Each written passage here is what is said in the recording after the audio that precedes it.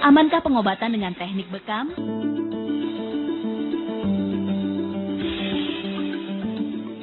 Pemirsa, Allah Subhanahu wa Ta'ala tak pernah henti memberikan segala nikmat dan karunia-Nya kepada umat manusia.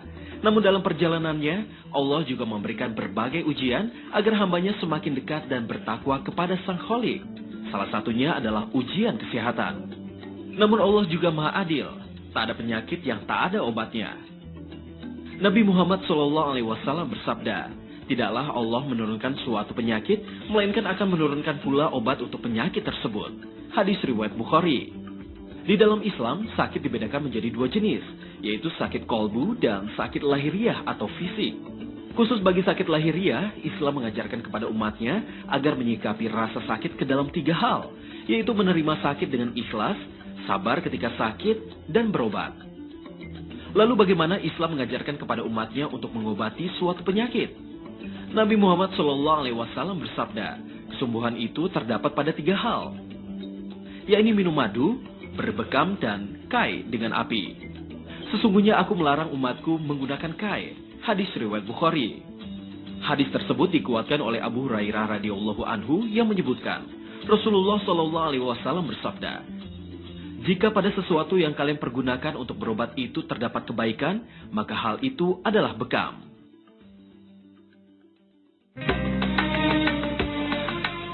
Bekam juga dikenal dengan istilah hijamah atau cupping.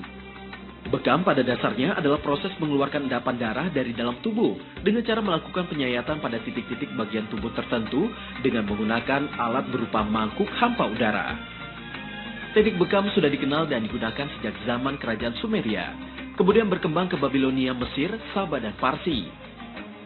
Di masa ketika Rasulullah dan para sahabatnya masih hidup, bekam dilakukan dengan menggunakan kaca berupa cawan atau mangkuk yang tinggi.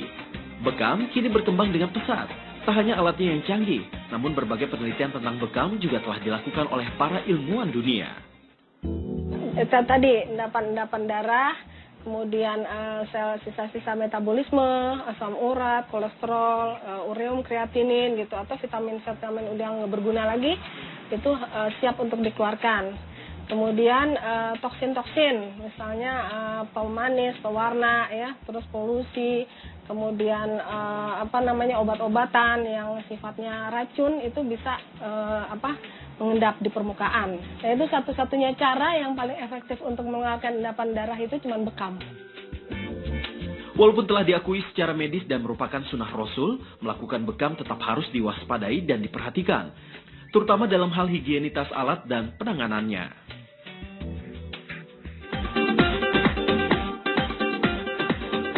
Salah satu klinik bekam yang telah terdaftar dalam organisasi Bekam ABI atau Asosiasi Bekam Indonesia adalah Rumah Sehat Bekam Albani. Klinik ini berdiri sejak 2010. Bekam itu dia ada dua metode yang berkembang ya. Basicnya dia dengan syartoh sayatan, dan ada juga berkembang dengan sistem jarum, penusukan jarum. Kedua-duanya insya Allah baik dilakukan asalkan dengan cara yang benar.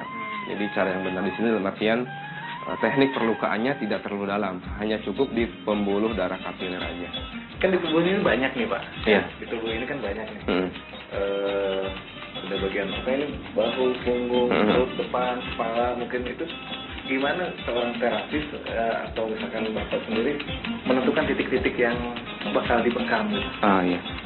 Ini penentuan titik-titik ini berdasarkan diagnosa sebelumnya. Jadi pasien datang ke tempat kita, konsultasi dulu, keluhannya apa, setelah tentukan ketahuan penyakitnya apa, maka kita tentukan titik-titik bekamnya di mana gitu. Seperti ini titik kahil. Titik-titik ini ada hubungan dengan organ yang ada dalam tubuh. Tak hanya layanan bekam, klinik yang terletak di Jakarta Timur ini juga melayani akupuntur dan moksa atau pemanasan tubuh dengan menggunakan bara. Penanganan yang profesional dan sesuai syariah membuat rumah bekam ini telah dikunjungi oleh lebih dari 4.000 pasien dari seluruh wilayah Indonesia. Lututnya kaku, nggak bisa dilipat. Pertama juga nggak bisa masuk, nggak bisa jalan. Dituntun sama anak saya. Tadi juga masuk juga dituntun lagi. Jadi bekam, darahnya banyak yang dibuang, yang darah kotor-kotornya itu. Jadi saya bilang dari akupuntur, Udah Neng, ibu coba jalan sendiri gitu. Alhamdulillah bisa jalan gitu. Mungkin rematik begitu, rematik dan asam urat. Rematik dan asam urat. Setelah dibekam ada pengaruh atau gimana? Ya, agak ringan gitu. Kekerasannya, perubahannya. Ada beberapa tahapan dalam melakukan bekam. Setelah dipijat sebagai tahap relaksasi dan diberi disinfektan dengan minyak zaitun, tubuh pun siap untuk dilukai.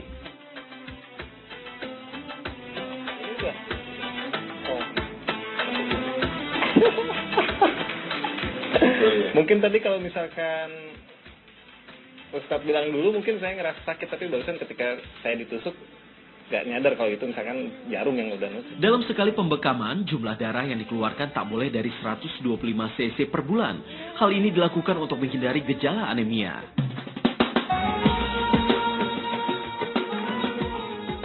Pemirsa Mozaik Islam, sesungguhnya berobat merupakan sesuatu yang dianjurkan dalam Islam. Sebagai seorang hamba, diwajibkan pula bagi kita umat manusia untuk selalu berdoa dan tawakal kepada Allah Subhanahu wa Ta'ala. Sesungguhnya datangnya kesembuhan semata-mata hanya karena Allah. Nabi Muhammad SAW bersabda, untuk setiap penyakit ada obatnya. Apabila obat tersebut sesuai dengan penyakitnya, penyakit tersebut akan sembuh dengan seizin Allah. Hadis riwayat Muslim.